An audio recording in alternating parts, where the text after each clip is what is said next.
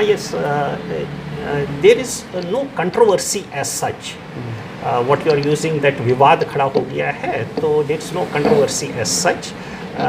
You see, we had sought applications for the post of controller of examination in the late 2018, and he was one of the candidates who had applied. Online applications we had sought, and he also submitted online application in December 2018. What is his name? Pranab Kumar Sarkar. And from? He is from Assam. Okay. And he had mentioned that at that time he was working as a deputy registrar in National Law University and Judicial Academy, Assam, as deputy registrar. So his name got, based on the information which he had submitted in the application form, we shortlisted him. He was one of the shortlisted person, and interviews were held in the month of June 2019. And he was one of the shortlisted candidates for the interview, and selection committee selected him for the post of controller of examination, and he joined as controller of examination in August 2019. At the time of interview, we had asked for no objection certificate from the employer, and he had submitted no objection certificate from Batadev University, stating that he had joined Batadev University, Assam, on 1st April 2019.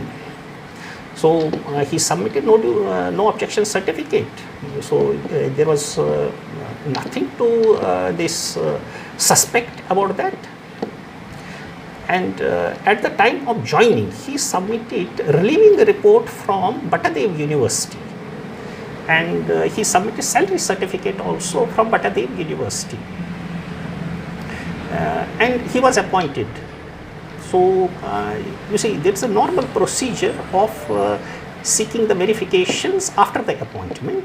So normal process for seeking verification of his antecedents and all that we started. And in the meantime, we received a letter from National Law University, Assam, stating that there was a sexual harassment case against him, and internal complaints committee had inquired into it, and there is a report which needs to be given to him and his comment sought on that. So that sexual harassment case had taken place in National Law University, and inquiry had also taken place in National Law University, Assam. So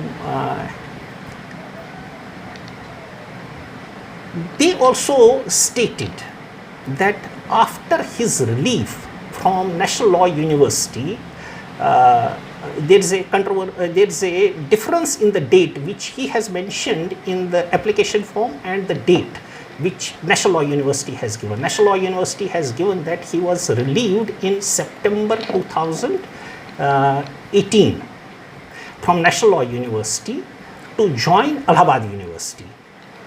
And whereas in the application he has mentioned that on the day of application, that is 19th December 2018, he was working as deputy registrar in National Law University. So there is a difference in the date which he had mentioned and which the National Law University has mentioned.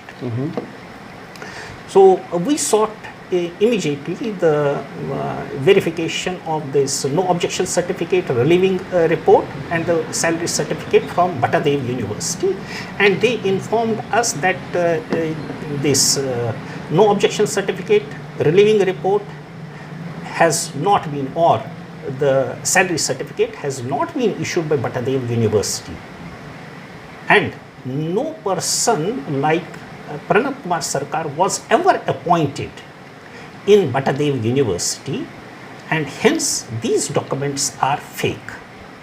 So we started taking action, and we approached this Assam government also. Assam government has not so far responded, but in the meantime we came to know that he was terminated from Nagaland University also. He had mentioned that he was working in Nagaland University in 2010-2012. So we wrote to Nagaland University, and by the time we wrote to them, there was lockdown and there was some delay in getting information from Nagaland University. And we got the information from Nagaland University on 22nd May 2019, and stating that he was terminated there. And they sent the copy of the termination order also by email. They sent that, and we immediately took action. We took the legal advice and other things, and he was given this show cause notice by the Vice Chancellor to explain all these things, that submitting fake documents. He was terminated from Nagaland University, which he didn't mention in our records, and then he was given 2-3 days time to respond to that.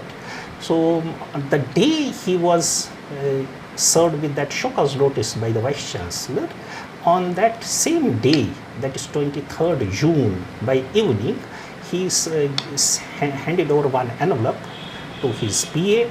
That was the resignation letter, stating that due to severe health problems, he is submitting resignation. He didn't submit any explanation to the show cause notice at all, and he also mentioned that he is leaving for his hometown next day early morning, and he had actually left the station. Vice Chancellor didn't accept his resignation, so he was informed that your resignation has not been accepted.